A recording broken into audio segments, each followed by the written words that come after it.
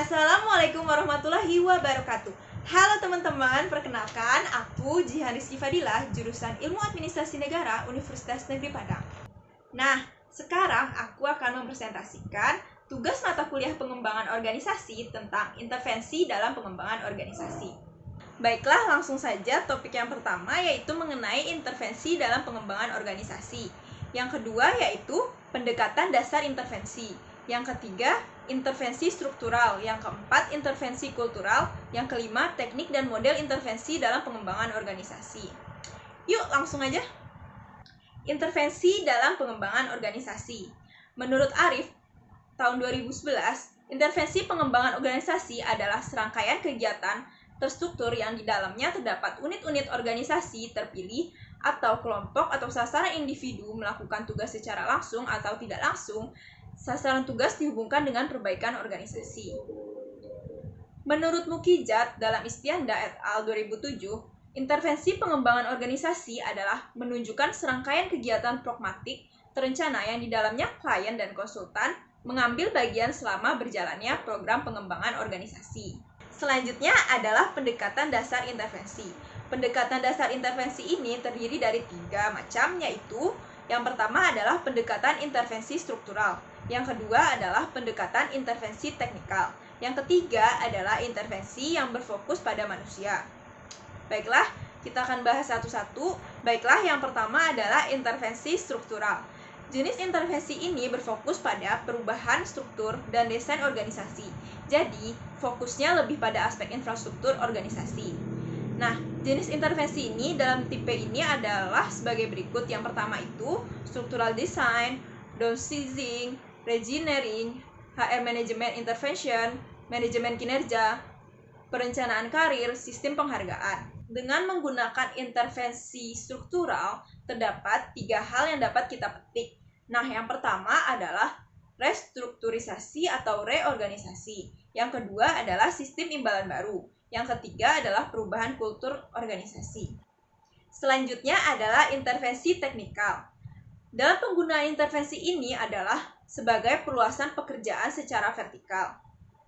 Teknik dalam penerapan intervensi teknikal ini adalah yang pertama, penggabungan tugas agar pelaksanaan yang tadinya terbagi-bagi menjadi menyatu di tangan seseorang. Yang kedua yaitu penciptaan satuan kerja yang sifatnya alamiah, yang berarti bahwa aneka ragam pekerjaan seseorang karyawan terwujud menjadi sesuatu yang dapat diidentifikasi serta bermakna. Yang ketiga adalah penciptaan hubungan kerja dengan kliennya. Yang keempat adalah membuka saluran umpan balik yang memungkinkan seseorang karyawan mengetahui pendapat orang lain tentang kinerjanya. Yang kelima adalah pengembangan pekerjaan secara vertikal. Pendekatan intervensi selanjutnya yaitu intervensi yang berfokus pada manusia. Pendekatan pengembangan organisasi ini menekankan 5 bentuk spesifikasi intervensi yang berfokus pada manusia, yaitu yang pertama adalah pelatihan kepekaan, yang kedua adalah umpan balik melalui survei, yang ketiga adalah pembinaan tim, yang keempat adalah pembinaan kerjasama antar kelompok, yang kelima adalah konsultan proses. Materi selanjutnya yaitu intervensi kultural. Intervensi ini memperhatikan dari segi budaya, yang mana sebuah organisasi berusaha menciptakan perbedaan antara satu organisasi dengan organisasi lainnya. Nah, ciri khas tersebut menjadikannya sebuah identitas dari organisasi perusahaan itu sendiri. Nah, budaya perusahaan sangat penting perannya dalam mendukung terciptanya suatu organisasi atau perusahaan yang efektif. Menurut Robbins dan Jutge pada tahun 2008, mengatakan bahwasanya kultur organisasi mengacu pada sebuah sistem makna bersama yang dianut oleh para anggota yang membedakan organisasi tersebut dengan organisasi lainnya. Selanjutnya yaitu mengenai teknik dan model intervensi dalam pengembangan organisasi. Kita bahas dulu tentang teknik intervensi. Teknik intervensi ini berupa pengaturan tujuan, pertemuan konfrontasi, survei umpan balik, manajemen kualitas total, dan team building. Sedangkan model intervensi berupa model mental, yang mana merupakan suatu prinsip yang mendasar dari organisasi pembelajar. Karena dengan model ini, organisasi dan individu yang ada di dalamnya diperkenankan untuk berpikir dan merefleksikan struktur dan arahan dalam organisasi.